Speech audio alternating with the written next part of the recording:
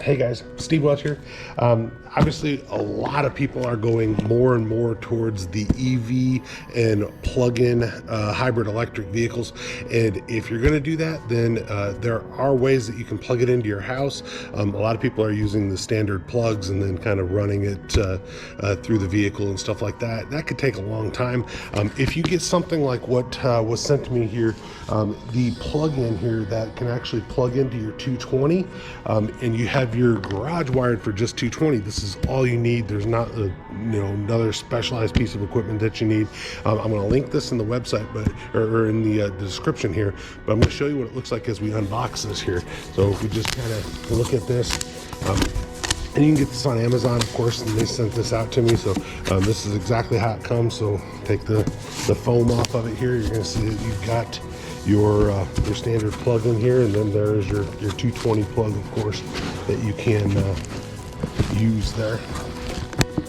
So this will come out.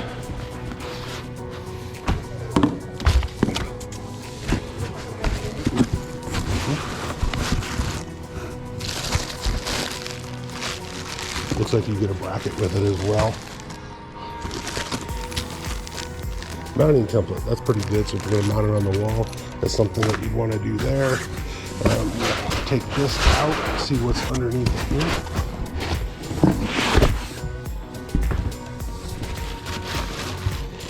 And there you go there. So it looks like it's got a 4-prong plug, which is to plug into the wall there. So there are 3 prongs and 4 prongs. So you have to make sure on that, of course, that you have the right one.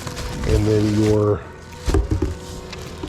unit here, it's pretty easy to hang it and then to obviously plug it in. And then once you plug it into your vehicle, of course, you have a 30-foot cord. This thing's got a 30-foot cord on it, so it's pretty easy to plug it in. You just open it.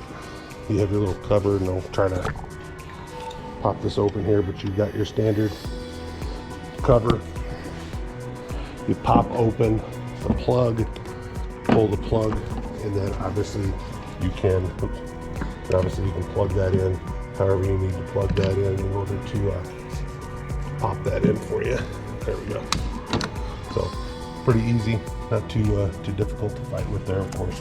And then you can unplug it. This one actually has a thing where if you have the vehicle locked, then you have to unlock it in order to allow this to come back out. So just something that you can try. Steve Welch, just doing another product review here. Bye.